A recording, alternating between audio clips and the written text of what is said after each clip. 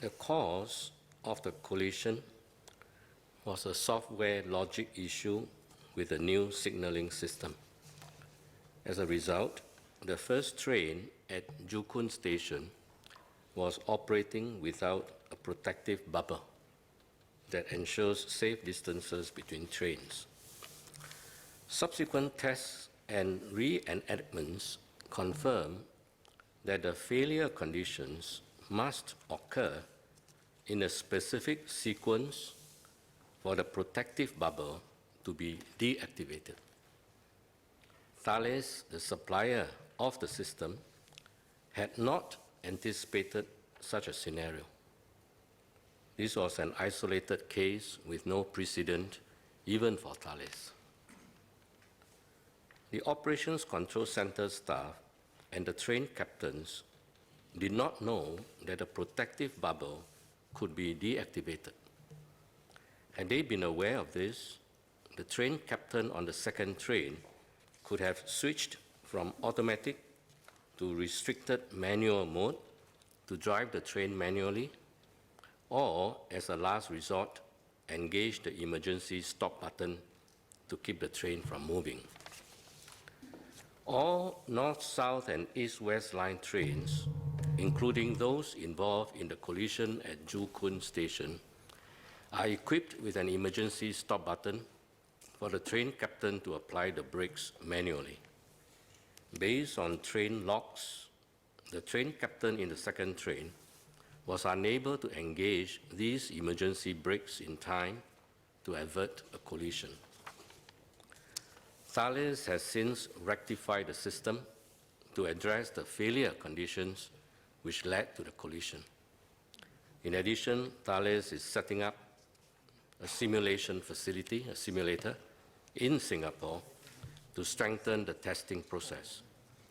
The facility will enable LTA and SMRT to perform additional simulation tests in a control setting which is tailored to our local environment and the infrastructural conditions of our rail network before deploying it on our train services. And as an added precautionary measure, we decided to separate the operations on the Tuas West extension from the rest of the East-West line.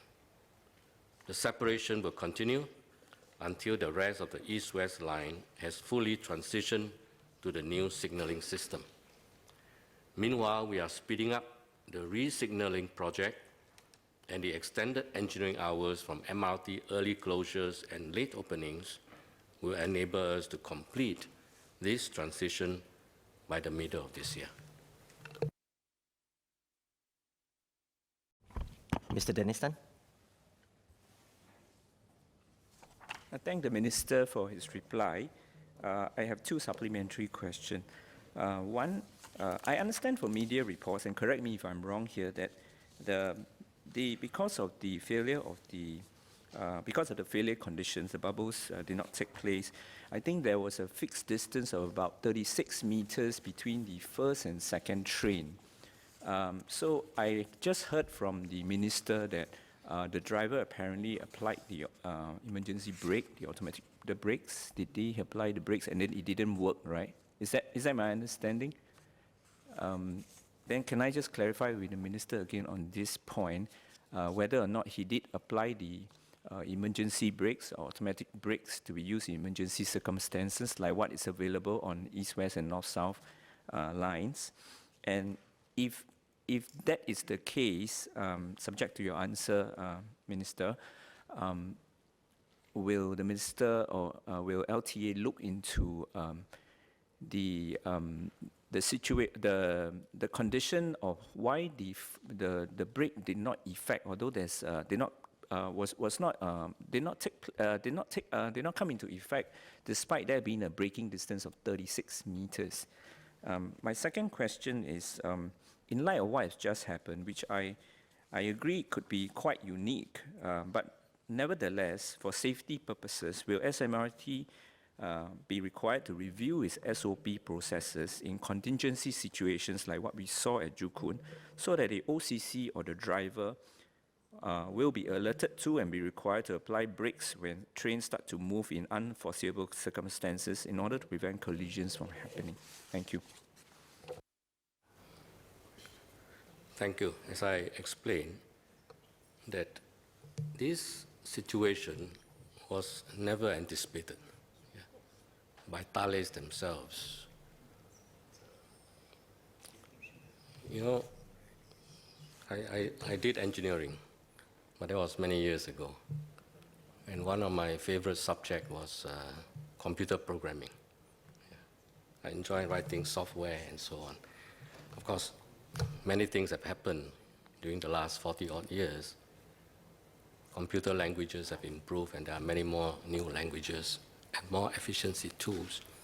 But the basic principle of writing computer program, I think, has not changed, which is you started off by anticipating what ifs, all kinds of possible scenarios, and therefore you write logic, diagrams, and decision trees before you start coding and converting each of the steps into a program so that the computer knows what to do.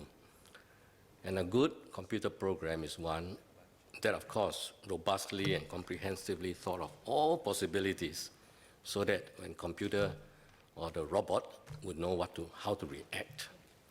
Unfortunately, in this instance, Thales had not anticipated such a possibility. And therefore, the assumption, both by Thales and, of course, the operator, because the operators were trained by the Thales, was that the deactivating of the bubble could not have happened. Because had we known, then, of course, as I explained in the answer, we would have, the driver would have converted to a manual mode instead of leaving the train to be run by the computer. And if it's in manual mode, there would have been a reaction time. So I think hindsight, one can blame the captain, but I don't, because he was mentally not prepared and never trained it to react for that kind of scenario. So whatever it is, the flaw, Thales have accepted full responsibility, apologized, and the flaw has been rectified. But as an added precaution, I took a decision. I said, no, I think don't complicate our lives, both for the software programmer as well as the operator. Just truncate the two systems. If I may just describe a little bit, highly simplified, what kind of complications we have introduced prior to this incident.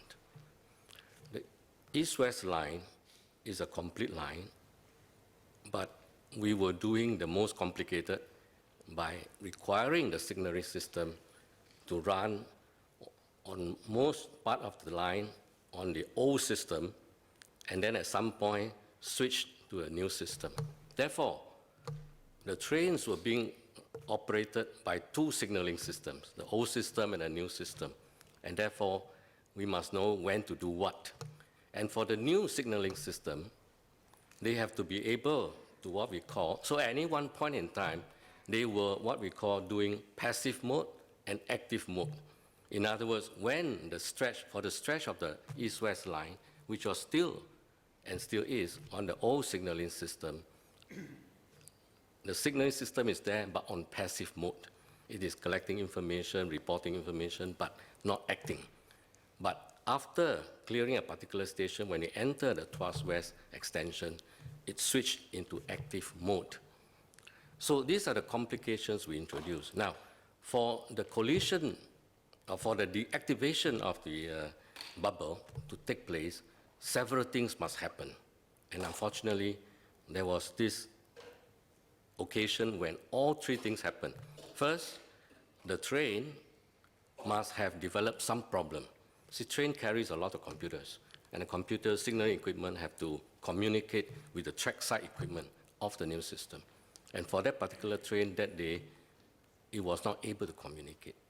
And when it's not able to communicate, the systems, as a safety procedure, develop or activate this bubble so that the train would know the safety distances between trains.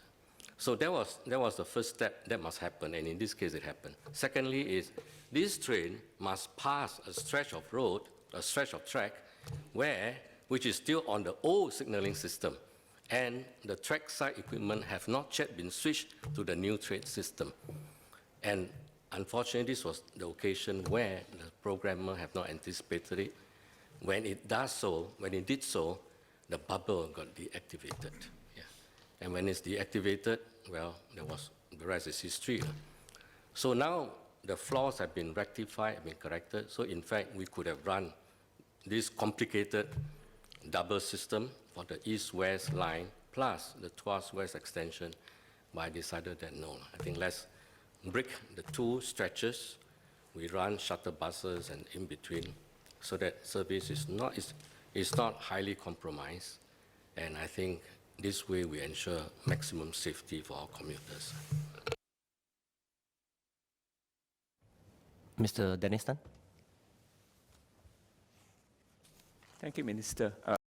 I understand your explanation about the problem which is created by the software logic issue, but my two questions today focus on the driver's access to the braking system of the train. And this is important because whether it is a software logic issue that creates any situation or any other kind of glitch, software or otherwise, I would like to ask the Minister whether in that accident or in ordinary circumstances, whether the train is operating on automatic mode or controlled manual mode, what is the access the driver or the OCC has to apply emergency braking, and what would be the expected reaction time? Thank you.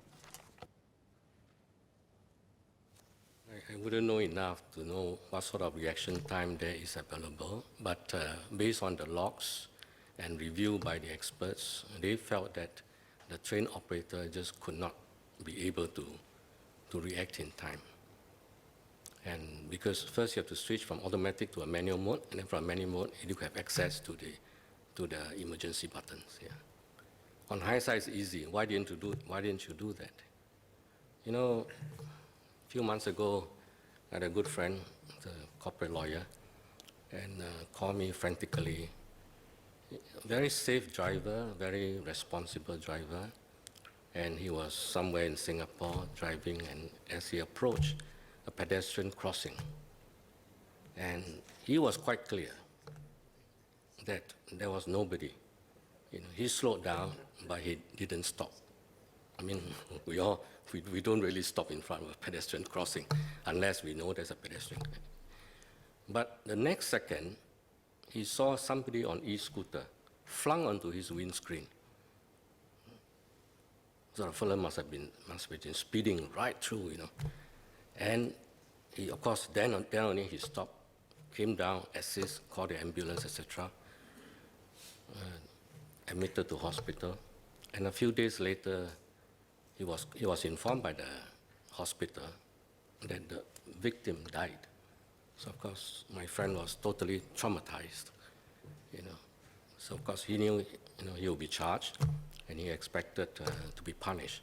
But of course, he was very worried that he'll be jailed because. So being a lawyer, he checked out and he asked me for advice. I'm not a lawyer. I can't advise him much. But as a layman, so sometimes I told myself that, you know, all this when there's a reaction time, when you just don't have a reaction time, are you responsible? You know, to what extent are you responsible? So I asked him to get a good lawyer and also do a proper forensic to see whether you can ascertain the speed of the e-scooter. So that is, I think, a situation something like this too. At that moment, are you able to respond in time? 36 meters, yes, is not a short distance, but the speed was 18 kilometers per hour. I think we move on to the next question. Tan Wu Ming.